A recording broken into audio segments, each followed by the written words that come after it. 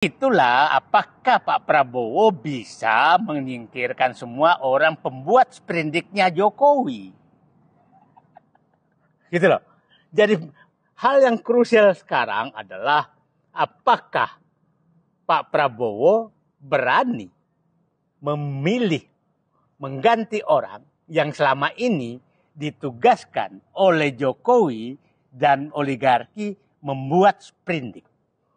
Kalau itu belum berani dilakukan, maka semua orang masih akan terancam oleh Jokowi. Itulah kemungkinan kenapa masih banyak orang menghadap ke Jokowi di Solo. Karena sprindiknya dikasih tahu, sprindikmu ada di saya loh. Dari oligarki A, dari oligarki B, dari oligarki C. Jadi sekarang kekuasaan itu masih di tangan sprindik oligarki bersama Jokowi. Bismillahirrahmanirrahim. Assalamualaikum warahmatullahi wabarakatuh. Selamat datang di ruang kedaulatan rakyat, di mana kebebasan berekspresi tak boleh dipungkam. Marwah kekuasaan Prabowo Subianto. Persoalannya hari ini, marwah itu masih dipertanyakan. Pusaka presiden ini masih dipertanyakan. Apakah betul-betul sudah ada dalam diri seorang Prabowo Subianto, ataukah masih ada di Solo? Ataukah kontrol kekuasaan masih berasal dari Joko Widodo? Karena itu tampak dalam beberapa indikasi. Contoh yang terakhir, indikasi penetapan Hasto sebagai tersangka. Kan kalau mau kenapa nggak dari 4 tahun yang lalu?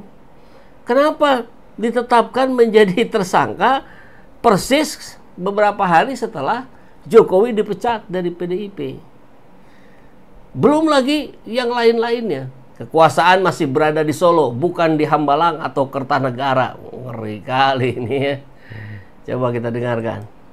Pimpinan parpol, tidak sedikit ulama, aparat, pejabat, itu sprindiknya oligarki sudah ada di dia.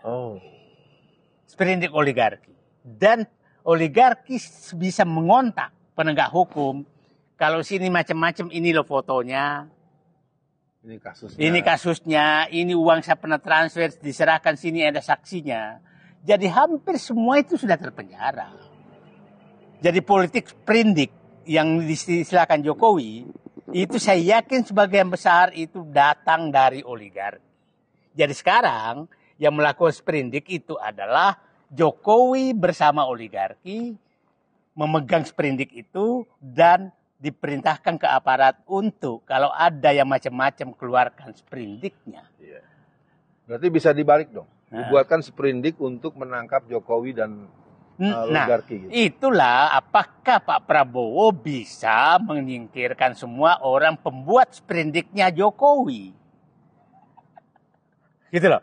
Jadi hal yang krusial sekarang adalah apakah Pak Prabowo berani memilih mengganti orang yang selama ini ditugaskan oleh Jokowi dan oligarki membuat sprindik.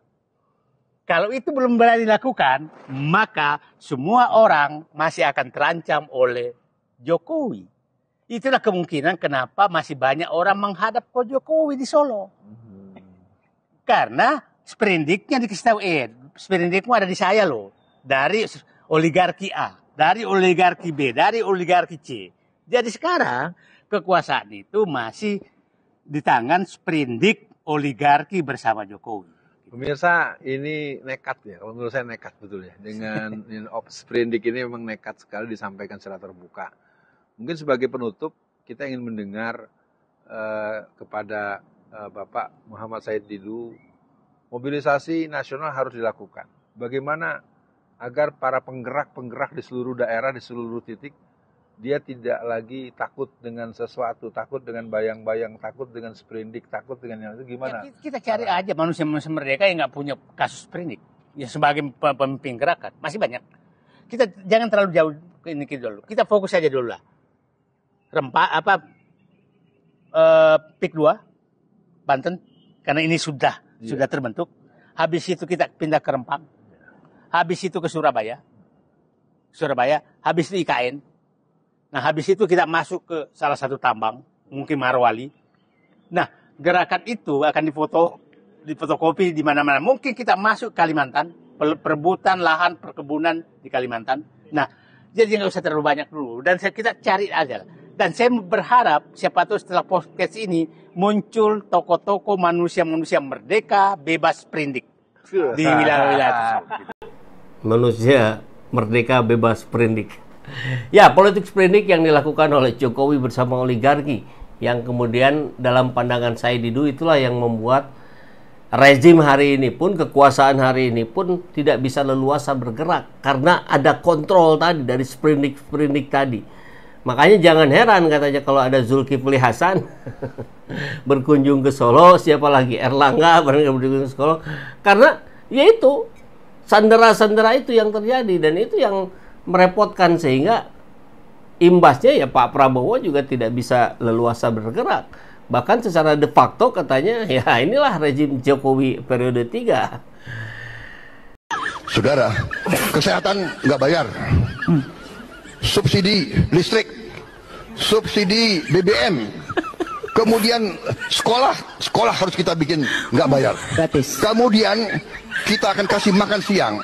Kemudian, saudara-saudara, kita harus berani seperti negara lain. Angkutan di kota-kota besar, kalau perlu subsidi 100%. Wah, udah banyak. Jadi, saya setuju, kita bisa tambah. We have to be more generous Bila diperlukan. beasiswa. Iya, baik. Dan sekolah universitas negeri benar-benar harus kita bikin, kalau bisa semuanya nggak bayar. Wah, luar biasa. Terima kasih Pak Prabowo. Uangnya dari mana? Keren kan? Keren sekali itu.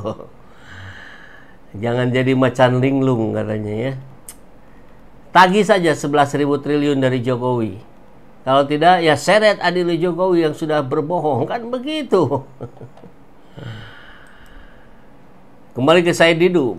Beliau pun pernah menyampaikan, Pak Prabowo, kalau mau mati, matilah di Rempang, di IKN, atau di PIK 2. Buktikan, jangan hanya pidato. Ini warga Rempang. Kepada Bapak Presiden yang terhormat dan kepada Bapak Tentara Nasional Indonesia, kami seluruh masyarakat Rempang yang berada di 16 titik kampung tua ingin menyampaikan aspirasi kami kepada Bapak bahwa kami telah berjuang selama 1 tahun lebih mempertahankan kampung nenek moyang kami yang sudah turun-temurun kami diami.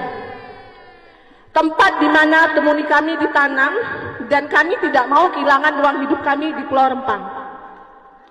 Bagi kami di sini tempat di mana tempat kami hidup. Dan di sini jugalah tempat kami mati. Pada hari ini, kami semua masyarakat Rempang tetap meminta kepada Bapak Presiden dan Bapak TNI, hentikanlah pergusuran di Pulau Rempang. Tolak PSN Rempang Eco City. Ya. Tolak perampasan tanah dan wilayah. Tolak. Tolak relokasi. Tolak. Hidup perempuan yang melawan. Hidup. Wassalamualaikum warahmatullahi wabarakatuh.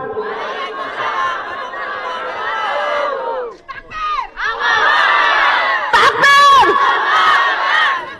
Data kami masyarakat yang terdampak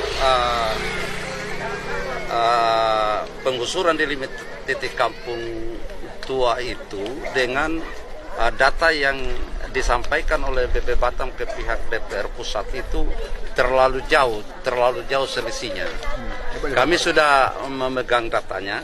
Mungkin di sini kami bisa jelaskan datanya bahwa dari 5 titik kampung yang dijadikan tahap pertama itu jumlah KK-nya itu sekitaran 700. Kemudian yang sudah direlokasi itu baru sekitar 162,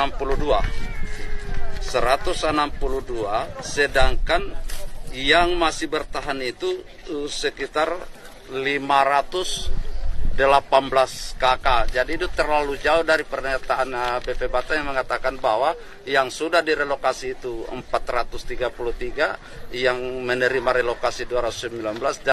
Ya, jadi banyak data bohong gitu. Siapa yang jadi korban? Ya rakyat lagi gitu. Dan ini semua adalah warisan Jokowi.